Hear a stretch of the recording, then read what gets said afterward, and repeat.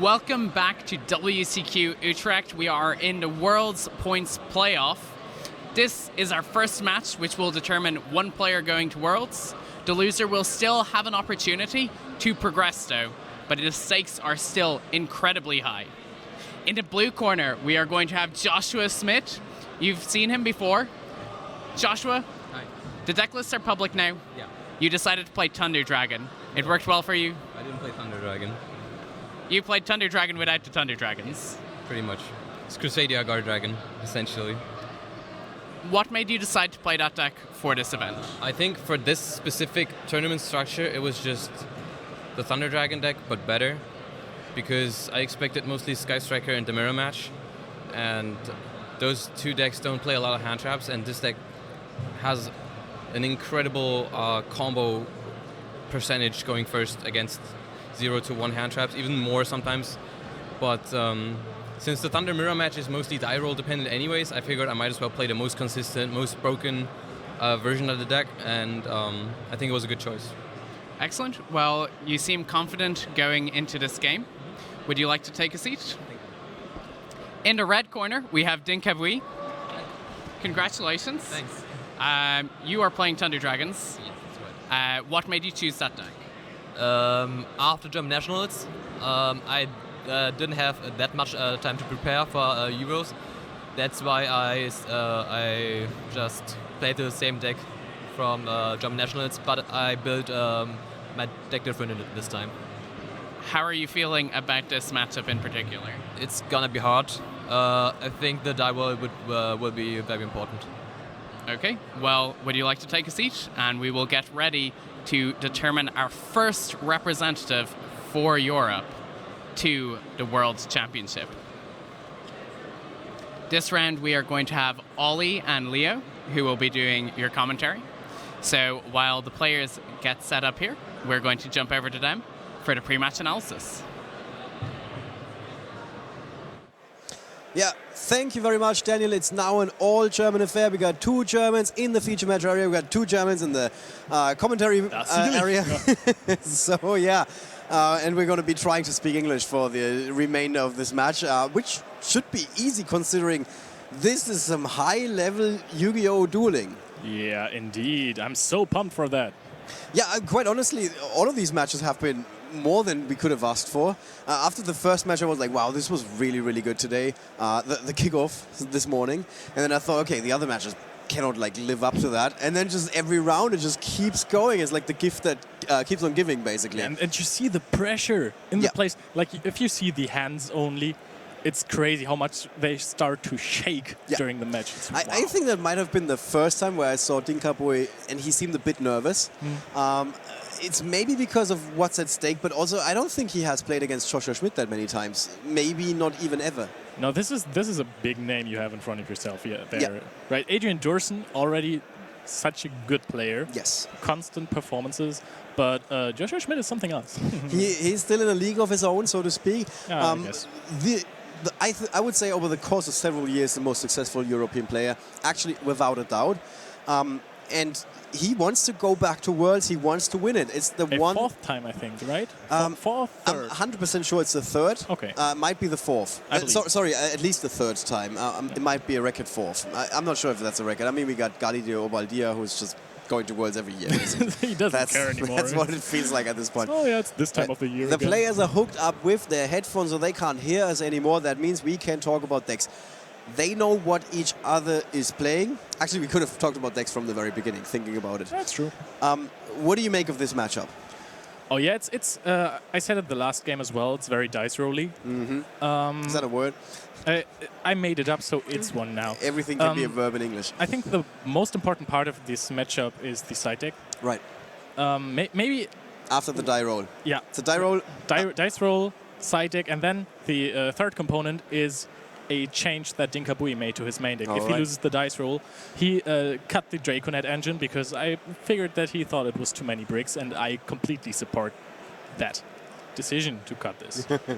Anyways, he's playing 3 Fantastical Dragon Phantasmes now, and this is actually a card that can make you survive this combo with the Hot Red that actually needs to target your card so that you can negate it. And Phantasme actually lets you live through board, and it can fix your hand, so you can actually overcome it. And yeah, this might actually be the most important card in this matchup if he loses the dice roll. If not, then he probably just needs to combo. Right, so there is no way to say who's going to be coming out on top in this particular matchup, right?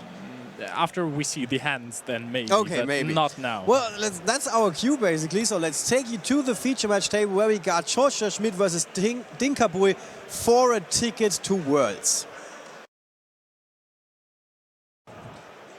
Right, here we have the Dinh-Kha now basically back in his regular composed self. Joshua Schmidt in his, I don't know, he's not giving anything away, even when he's smiling, even when he's looking like he's under pressure. It's Joshua's waiting for the handshake. There it is. Nice handshake, always good to see. That's what I learned in Italy. All right, these two guys are going at it, and you said it's all about the opening 5. If those guys married, that would be like a pretty fun wedding where everyone just stared at each other like, yes, I do. Yeah, everybody already knows each other at their wedding. And nobody would be like, I got something against this. It's okay. We can live with it. Actually, Eugen Heid. Eugen Heid might be speaking up, and he's like, wait a second, Joshua's mine. I'm like several title defender of the Yu-Gi-Oh! Carnival games that we're streaming in between rounds. So yeah, he's mine. So the hands are loading in. We already know about the starting 5 for Joshua. Oh, this doesn't look good for Dinh-Kha, as I can just like get a glimpse on his hand. I see Wyverburster, I see Chaos Dragon Emperor Armageddon stuff. I see Jackalope, and I think there could be a Duo and a Hawk. And if that's his hand, then he really needs this Jackalope to come through and pop off. And interesting enough, Joshua doesn't... There we are with both of the opening hands. Joshua doesn't look like he's got a good hand. I mean, that might just be his poker strategy coming into play here. Who won the die roll again? It was Din. It was Dinh-Kha. Yeah. Okay. So that's good for him. Yeah. Because if he went second in that, with those opening hands, not happy. Yeah. Joshua's had enough with the dice. He's like, go away. Nope, die doesn't like him. He seems aggressive now. I think he seems annoyed. He just wants to punch the ticket towards and be like, here we go again. But even if he loses this match, which I'm not saying he's going to lose this match, don't get me wrong. Even if he loses this match, he has another shot at going to Worlds. So that's obviously a big deal. You will not feel completely crushed after this round, unlike after the first. It's Thunderbird. I still can't believe he's playing Thunderbird. The card's not too much worse than... Like, it's not much worse than Bigfoot, but... Well, I mean, if you have enough time, you can just open up a Twitch account and start spamming the chat and say that Dinh-Kha is a scrap. Because that's what happened in the first feature match with him. No, where actually some high-profile players said, I'm not agreeing with every single play that he's making here. In the end, he came out successful. But you can learn even when you're winning, because there's always ways to improve your play. So Joshua Schmidt, there we go. I wasn't sure if his face was still there because he had been hiding it from us for so very long.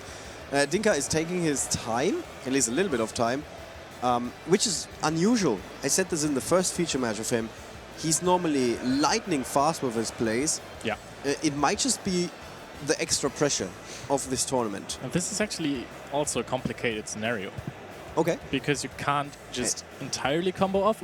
We might just get like the Chaos Dragon Armageddon up for a second. Is it? Yeah, actually we can't, I'm afraid not. Alright, because I want to check scale effect. But I can do some research. He could summon Duo.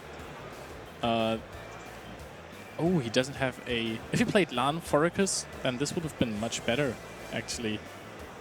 Also, actually not. I'm saying actually a lot of times, actually.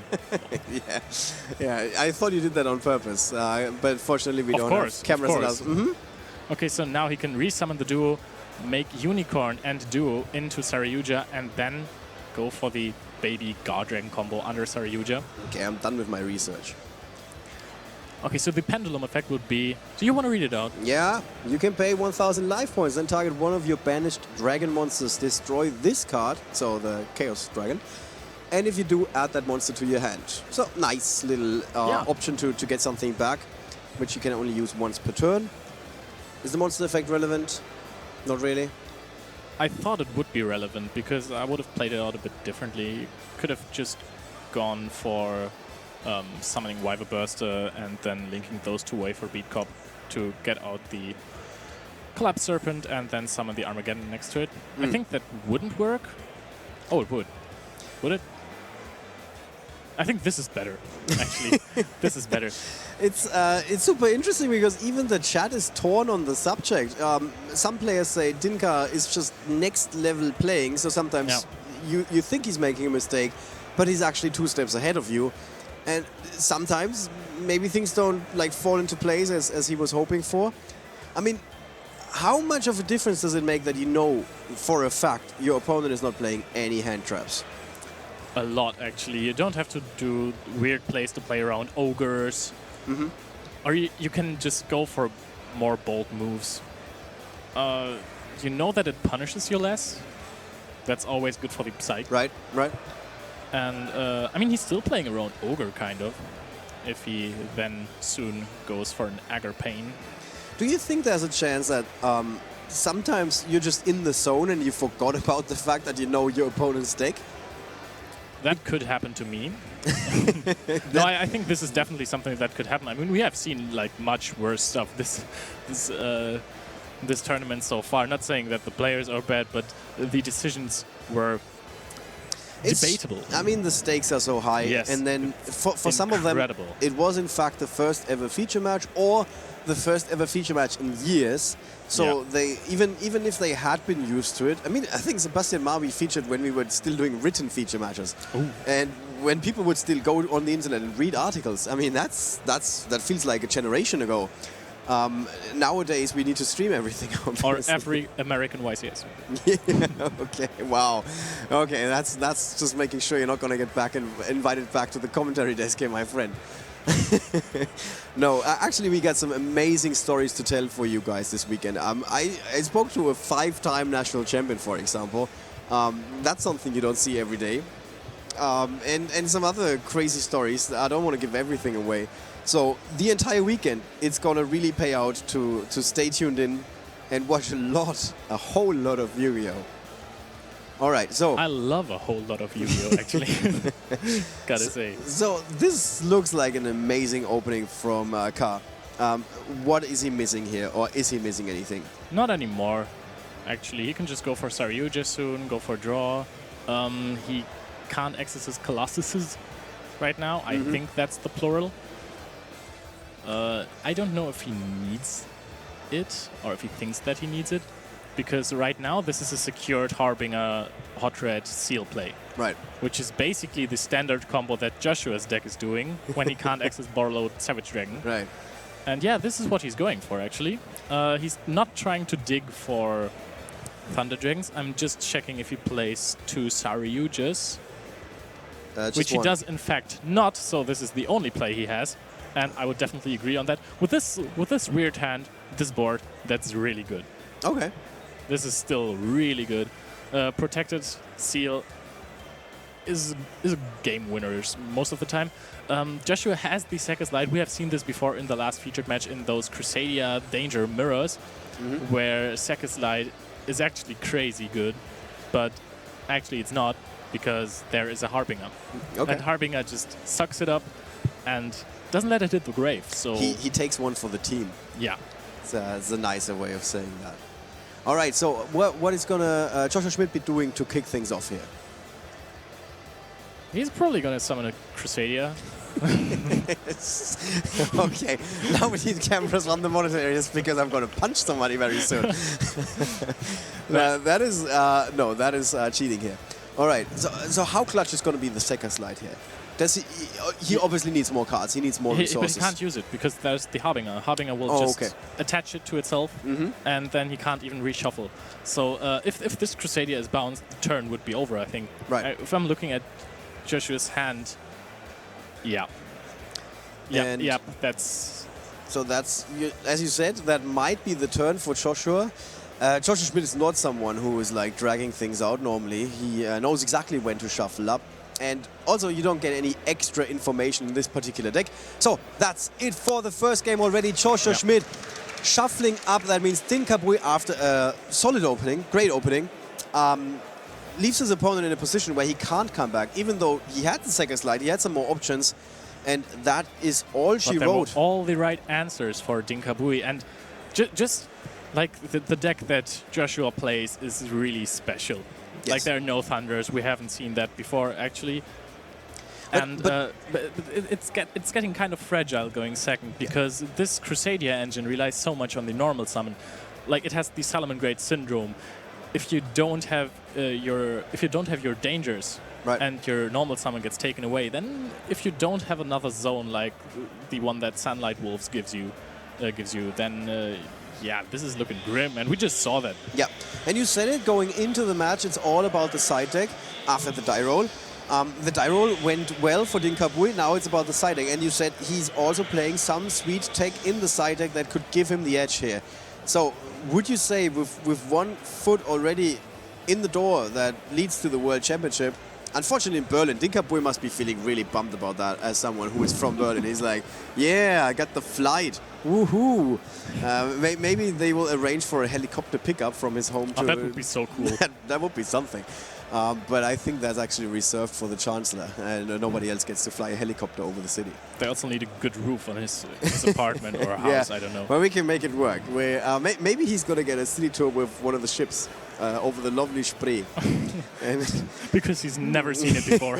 yeah, he's going to be so happy about going to Worlds. Hey, we're going to show you Berlin. He's like, thank you. This is like Eugene Haidt, who's going to Worlds the second time now, and the first one was Rimini, and the second time it's Berlin, and he just he once said that he just wants to go to Tokyo. Right. Okay, so Dinh-Kha Bui, mental advantage, good side deck. Yes, indeed. Valor, Gamma, Lancea. My favorite combo, Gamma, Lancea. Gamma something, then drop Lancea, and then let your Psy-Frame, Gamma, and Driver stay on the field, so your opponent can't out them, and you can just go for Saryuja more easily. We are going to update the layover very soon, but Dinh-Kha Bui won the first game. So he's, like I said, 1 foot in the door that is leading to World Championship, which for him is like a subway ride, like literally. Joshua Schmidt has also been in Berlin a couple of times. He must not. Okay, so we talked about Dinh-Kha Bui's deck. What about Joshua Schmidt? What is he going to introduce to his main deck after that first game? Well, he's playing Lingering Hand Traps, of course. Artifact Lancea, Joan Lockbird, and No Material are the cards that are targeted versus the Thunder Danger deck. But No Material is a terrible idea if you want to go first. And something that just came up. In the first match that Dinh-Kha Bui played, he also won the first game, lost the second game. His deck wants to go first, but in the third duel he decided to go second. And actually got his opponent unprepared for this, Adrian Dursun, who had a deck that wants to go second. Then he sided out all the going second cards. He had he had the Winged Dragon of Varas Fear Mode, which would have been amazing had he gone second. And since he had to start, couldn't really do much. And Dinh-Kha's turn, he just wins the game on his very first turn. Do you think there is a chance we're going to see something like that here play out between these two guys? I mean, Jay Quincy tried it out in the last round as well. Unfortunately, did not really work for him because he bricked with the Sekka's Light and the reshuffle of Sekka's Light. That's quite... Yeah. Yeah. He could only summon a Pancratops and then tribute it away for a Colossus afterwards. Then, unfortunately, got hit by the Unicorn and Bigfoot timeout punch. Quite honestly, that sounds like you need to start an emotional support group after that happened to you, especially in that tournament. So, here's the handshake. Dinh-Kha Bui, Joshua Schmidt, still friends after that first match, first duel. And I think it's fair to assume that Joshua Schmidt is going to go first, right? I think so. Okay, so there is Gamma already, so we can see if that stops the combo entirely. Yeah, hands are loading in one after another. Joshua giving a thumbs up to the judge. He's so experienced. He's like, yeah, I've been here in the feature match before, just in case you didn't know. But I think everyone knows, actually. Yeah, I mean, I felt kind of bad for Paul in the very first match of the day because he's in the top 8 of the most successful players in Europe, and he has never had a feature match. And I asked him, how do you stay under the radar for an entire year? The correct answer would have been, yeah, I should be asking you because you're the guy doing the coverage. How did you never feature me? And I actually had an answer prepared for that, but I'm going to save it for next time that situation comes up. All right, so Joshua Schmidt kicking things off, just as we expected. Does he have everything he needs for a strong opening here? Strong opening, for An sure. amazing opening. What are... I mean, he needs an amazing opening to play around the gamma. Mm-hmm. I'm not sure if he has that. So there are there's Snake, Tsushinoko, and I think the bigger Snake, which is Nessie. I don't know if it's Nessie for sure. Oh wait, it's Nessie. Yeah. Yeah. I kind of forgot that we had this. We have You're actually used to doing coverage without being able to read the cards on There are 4 screens in front of me, and I'm only staring at the one that doesn't show me the cards in hand. Yeah, we can. I think there's a way to improve your commentary by looking at the right screen, my friend. Yeah, so he does have the Nessie. What does that change? How important is that? Oh, that is actually really important because now he can summon some dangers before he goes into his Guard Dragon combo. The Guard Dragon combo is insanely strong, but it has a drawback? Small drawback. Okay. Yeah, thank you. You can only summon dragon monsters, so if you get stopped with a hand trap like Gamma, then you're pretty much locked into dragons. If you go for some dangers before you go into your combo, then you can, even though it gets stopped, link it all away for Saryuja, try to fish for baby dragons, Collapse Serpent, or the other one, which would be Wyver Burster, and then combo off from that point again and just act like nothing happened. Right. And it really looks like he could take a Gamma. And I mean, Joshua Schmidt needs that after that first beating in that first duel. And so far, so good. I mean, Dinh-Kha Bui shouldn't feel too bad about his opening hand. I mean, he does have the Gamma after all. Yeah. I find this format super interesting because normally you would play the complete wildcard deck, but because your opponent in round number 2 gets to see your deck, you might not want to go for the complete wildcard deck. So it's so weird. You want to have a deck that definitely wins round 1 and then wins one of the second 2. Like an Exodia deck. No one sees that coming in the first match. And then But you just need to get... that doesn't mean that you're going to win with it, you know? Nobody sees that coming in the first match. This is still not an answer. Your opponent is just going to throw his cards on the table and leave if that happens. Just imagine that. You're playing 1 year long, always with like the supposedly best deck in the format. And then you end up in this top 8 playoff and somebody beats you with Exodia. That must feel really, really nice. This is like one of these mental support group cases that you were talking about earlier. Back to that. All right, so Gamma comes down. Yeah. Was it the right moment to drop the card? Yes, but at this point there's a Draco in the graveyard already, so he can actually go for a... Okay, so he can summon Arborea because the LP was destroyed. And then he can go for Saryuja to get draws.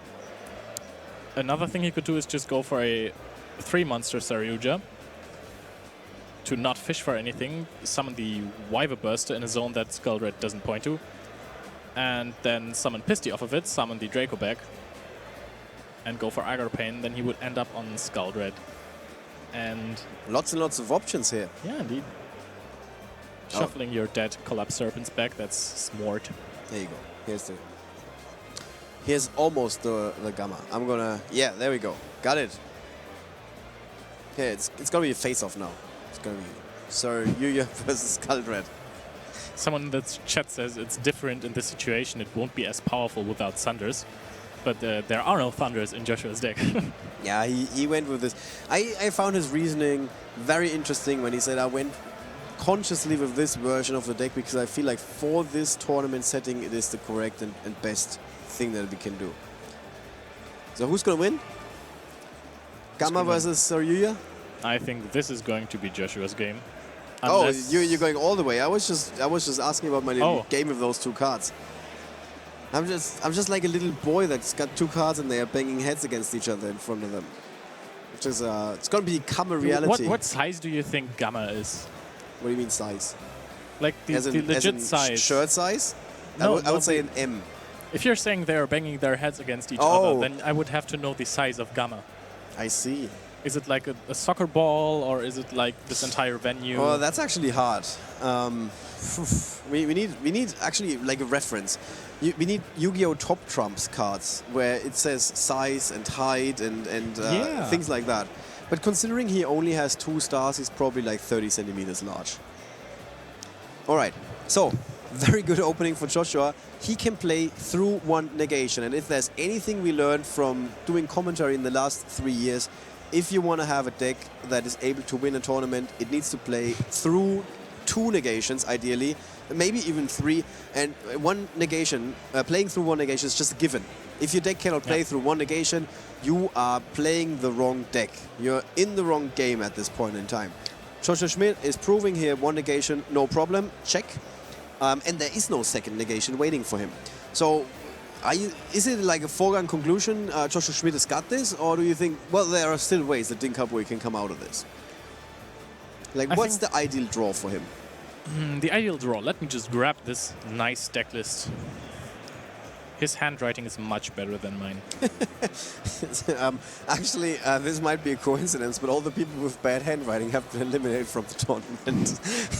I've had a look at all the 8 deck lists and all the players where I'm like, I'm not sure what this says, they have been kicked out. So there might be a correlation between successful tournament play and handwriting. I'm just throwing it out there to motivate you guys for your next tournament to have proper handwriting. So you're done with your little research. Research says. So there are no cards in his deck that surprise me too much. That doesn't mean that there's no card that can turn this game around. Correct. He has a lot of dangers in hand. This is always a good sign. Dangers are awesome to play through boards. Yeah, so some would say that they are very dangerous for your opponent. You really wanted to make that joke today, right? No, actually, all of these I'm just pulling off naturally. I didn't prepare. Sure, of course. I learned that I'm going to be sitting in these comfortable chairs and doing commentary in the second round, where I decided that we cannot have the same 2 guys casting 7 matches in a row with only short breaks in between. I still stand by that decision. I mean, somebody might be... So we're both substitutes today. Yeah. Yeah, nice. We are the B team here. We are the B team. This is why I'm just wearing a shirt and not a tie. Well, I mean, you came completely unprepared. Yeah, that's true. I just came slightly unprepared. But in German, you would say it's gonna whoop it. I've never heard that before, and I am German. No, you don't know that? That's a very typical saying for German. But all right, so the story continues. Joshua Schmidt is riding his destiny here. And he's taking cards out of Dinh-Kha Bui's hand. That feels unfair. Yeah, Levianeer. Levianeer hits like a truck sometimes. So, on a scale from 1 to 10, this opening is already a 9 in my personal book. What would you say? I mean, this is like the opening that we have seen today, like multiple times. Mm-hmm. It's 38, Hot Red, and Seal, which is insanely powerful. Obviously, otherwise not all the guys would play the deck that puts out this board. We haven't seen the extended combo. I think probably due to the Gamma. That might have saved Kha for a bit. But now he can just like fish for the dangers and maybe decide to go for Reclusia first, but he doesn't. Kind of agree to that. You want to see what you can draw with the dangers, and he revealed Snake, right? Yeah, kind of felt that way. Yeah, that hurts. You really want to get the draw, and you want to discard the useless vanilla Thunder Dragons in your hand that are just like there to discard. Exactly. They are there to thin out your deck and then get discarded, and that's pretty much it. Oh, that's a Hawk and not a Nessie or a Jackalope. We have the cards in front of us. Just my God, why am I not reading this? Modern technology. Yeah, and some people on the chat are actually asking about what match is this. This is the semifinals. Whoever wins this match is going to the World Championship. No questions asked. There is no, I don't know, there is no facial recognition software after that where we're like, no, you're not going to Worlds. If you win this match, you're in. You're in Berlin for the World Championship, taking place in August. On my birthday. It's almost every year. It's a gift and a curse. Oh. Yeah, it can be really good. It can also be kind of soul-crushing, to be honest. I get why. Yeah, I mean, we're going to have a great show for you guys. I cannot tell you like details about World Championship yet, but I can already tell you it's going to be great. You know what else is great? Yeah? Koakimayo Drago with an already established board. A card that prevents your opponent from summoning Light or Darkness monster in a deck that nearly only plays Light and Darkness monster. Oh, he passed the turn after Drago. And that is it. So now it's 1-1 between Dinh-Kha and Joshua Schmidt. Joshua Schmidt, with the psychological advantage of having won this game, going into the final duel between these two guys, even if they lose this match, they are not out. They can still win the third place playoff, which is going to be the last match that we're going to be streaming today. There will not be a stream of the finals because these players are going to be tired. Once they know that they're going to Worlds, they will not care about who's taking home the so-called trophy. There is no trophy in this tournament. The trophy is you get to play, you get the prize card just for showing up. That's always nice. They could give me one. There was a question whether one of the 8 players might not show up and the 9th seeded player, Thomas Rose, would make it into the top 8. Obviously, that didn't happen. All of these guys were like, yeah, I played like 1 year for this, my heart and soul out. I'm going to be here, I'm going to be playing in this. As Jonas already said in the last interview, he's really sick and he still came. He still showed up. Yeah. All right, so Dinh-Kha looks like a repetition of his last feature match. Wins the first game, loses the second game pretty convincingly. It's not much he can do. Now he's going into the third game. He does have a deck that wants to go first. However, he has proven that his deck can also go second and catch his opponent off guard. Given that Joshua Schmidt's deck normally wants to go first, do you think he's going to go for the gamble and allow Joshua to go first? I don't think so.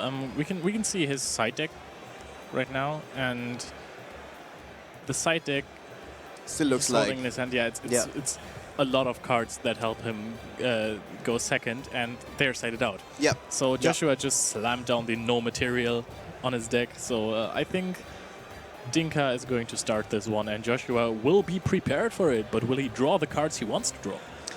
Yeah, it's such a high pressure situation. Yeah. It's also the match between Jonas and Jake. Yes. Yeah.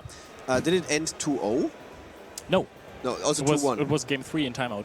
See, so we have had a game 3 in every single match that we've been streaming this weekend, which is also crazy, to be honest. Because at first I thought it's going to be one round that's going to be over in like 25 minutes or something like that.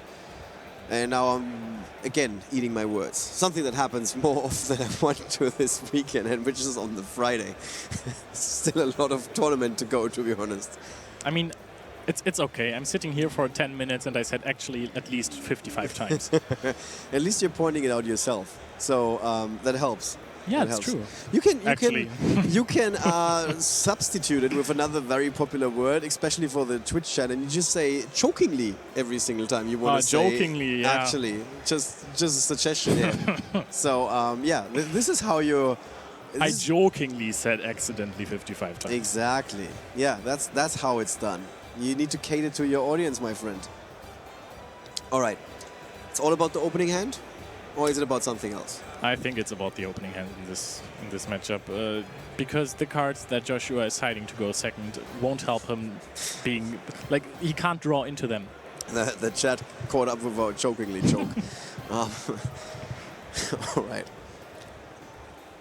I like the spelling where you write like the J in capital letters and then the O in the small and then the K in the capital. No, don't feed into this. All right. Who's going to take this? What's your guess? Come on, quick, before you see the opening. Joshua is going to draw hand traps. Okay. He's going to draw 2 hand traps out of his 9. And, yeah. Okay, so Joel. These guys are... Oh, my. Joel is actually maybe enough. Draws double Joel. Is it actually maybe enough, or is it jokingly maybe enough? Okay. You don't even notice it, which is great. All right, so...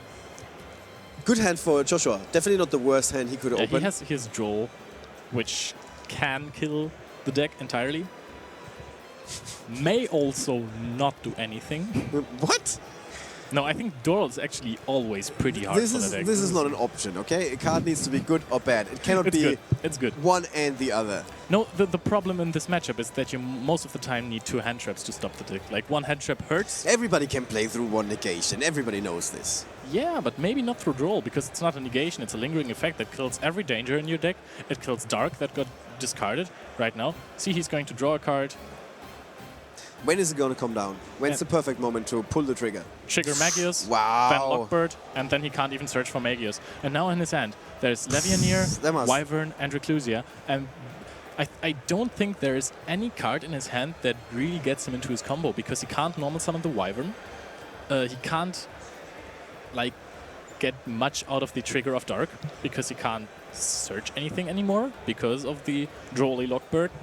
But look at the faces. Dinh-Kha basically goes into the tank. He's really thinking about what to do next. And Joshua Schmidt, somewhat relaxed. He's like, yeah, I did my silver bullet came out.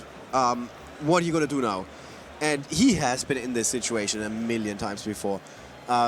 He knows when an opponent feels like he's defeated. He can look for those little hints in the face of your opponent. And you can see that. Joshua Schmidt, he's not just looking at the field.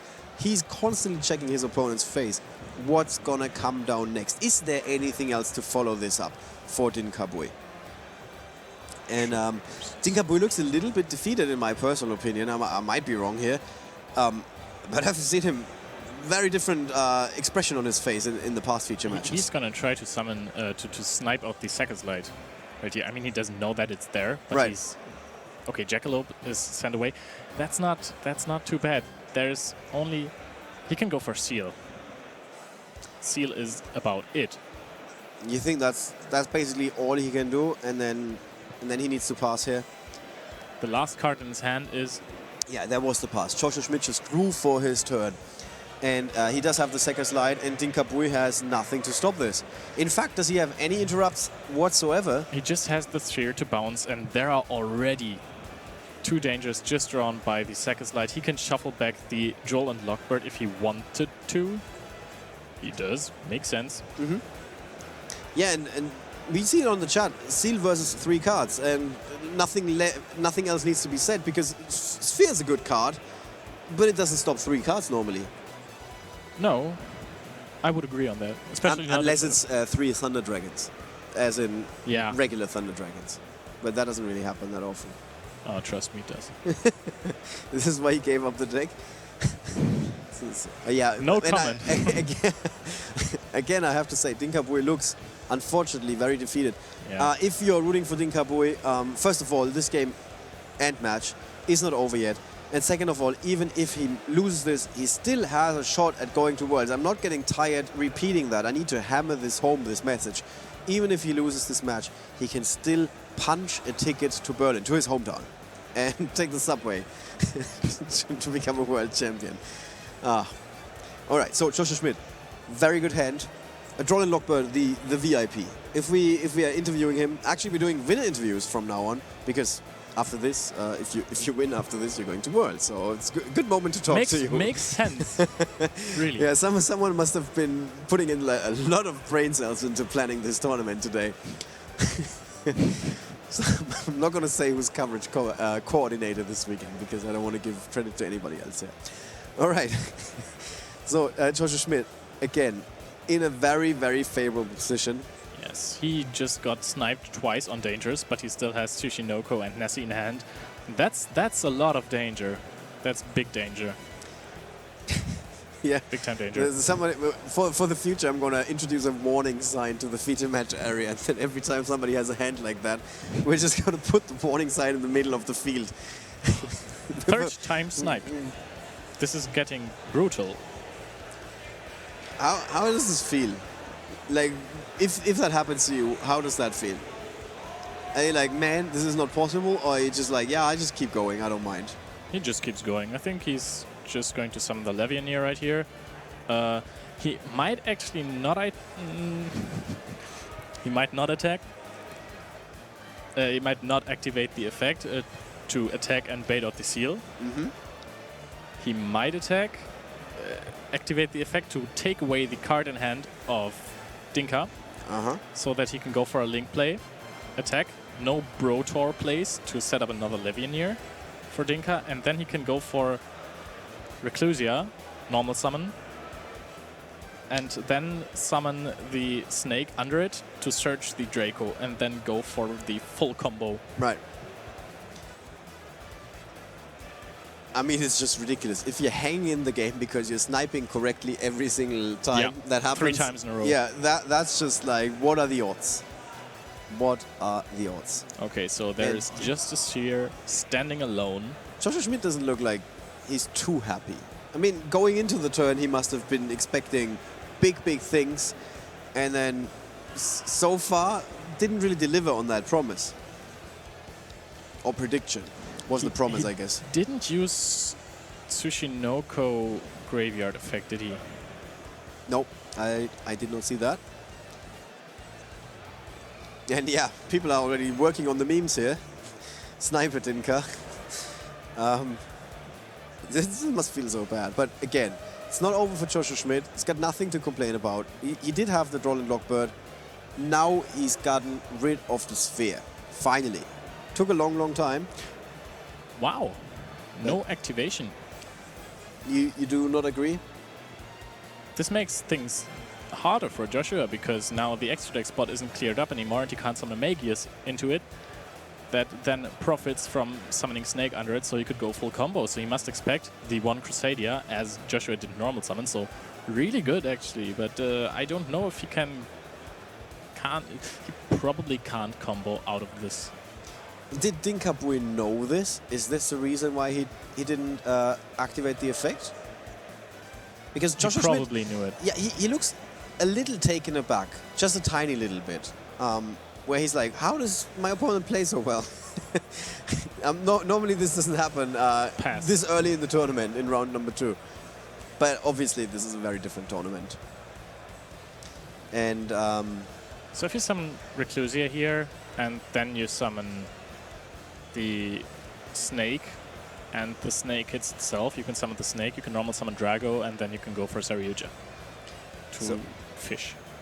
And how big of a deal is the clock at this point? We got 6.5 minutes remaining. It's 1-1 between these two guys. Well, considering that there's not too much, I think that Dinh-Kha should have taken damage. It's not another snipe. Okay, Joshua Schmidt, yay, succeeded for the first time in his turn. So now he's hyped. Yeah, now he's. Yeah, you can tell. He looks excited. Somebody get a lasso to make sure he's not running away here. This is combo now. He can just go for Saryuja without a draw. But he doesn't need it. It's been a long time coming, but now he's gotten there. Puts a big body on the board. Effect activation. Gets back the Reclusia, and now he can go for the Guard Dragons. Yeah, it looks a bit more relaxed. Dinh-Kha looks like he's almost ready to extend the hand. I don't want to be premature here, but what a match. What a back and forth between these two. It looked so good for Dinh-Kha Bui, and then the Droll and Lockbird. Again, I'm pretty locked in at this point, and this is not a pun. Really, because you're smiling. Yeah, we really need facial cameras for the commentators. VIP card in this match for me. Definitely the MVP of this third duel and probably the entire match, because it might just be enough to win the entire match. So Joshua Schmidt is unleashed. It's not something you like to see when you're sitting across from him. It's something you are okay with seeing if you're rooting for him and you're in the audience here. What are the options that Dinh-Kha Bui has here? What is a card that he needs to draw to come back? You said earlier there's nothing in his deck that surprised me. This is an OTK. Woof, that's it. Joshua Schmidt, you see it, immediately rips off the headphones. There, he's letting out a big breath, and he knows he's going to Worlds again. Let's talk about it in the post-match analysis.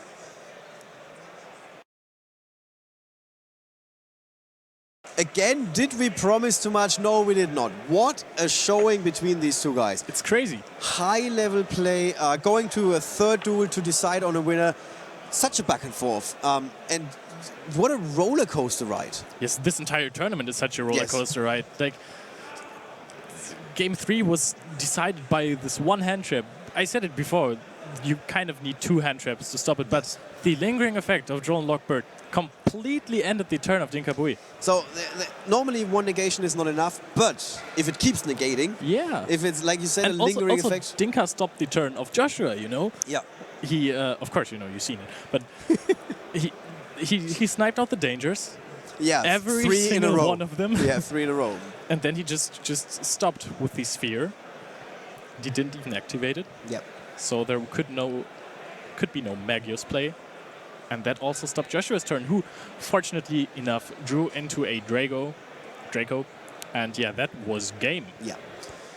8 players came to punch a ticket to Worlds. We know one of the guys that is going to be representing Europe with a lot of pride and a lot of experience.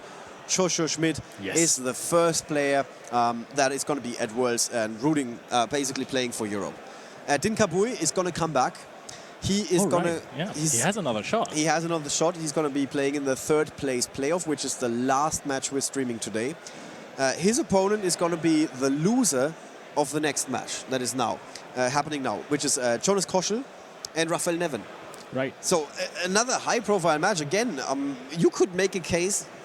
I don't want to undersell tomorrow's main event and this weekend's main event. You could make a case that today is actually like more exciting than what we're going to have. You're just saying that because you're not doing this tomorrow. Yeah, actually, that's the real reason why. Yeah, I'm not going to do commentary for the rest of the weekend, so I'm just going to say that today is when you should be. I mean, it's crazy. Everyone was anticipating. Like, even I got nervous as I woke up today because I knew this entire year of Yu-Gi-Oh! Everyone just followed it.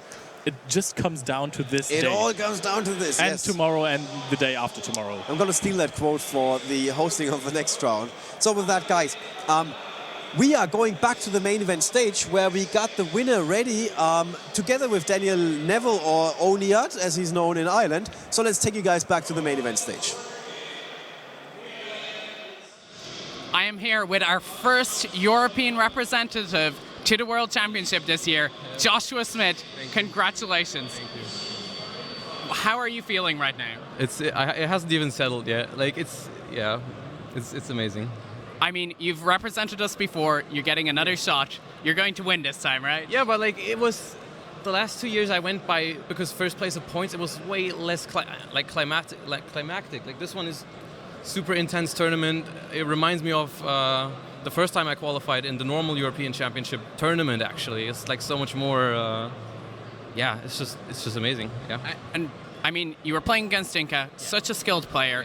What was going through your head this match? So first of all, I rolled a 3 with 2 dice, which is not good in a Thunder Mirror. I built my deck to lose going second in the mirror. I accepted that was going to be the case if he doesn't brick. He almost bricked game 1. His opening was not super strong, but mine wasn't good enough to play through Colossus. He didn't have Colossus, but I didn't have Dangers, basically, so I couldn't play through a Heretic Seal. Yeah. And then game 2 and 3, my deck did exactly what it's designed to do. It's what I built it for. You saw game 2, I put out my entire field through Gamma, and I put in the Koikimeku Drago from my side deck to make sure I win going first, even if I just summon Hieratic Seal. And that worked out great. And then going second, there's nothing else to do other than try to draw a hand trap, which I did in game 3, and was able to win it from there. So yeah.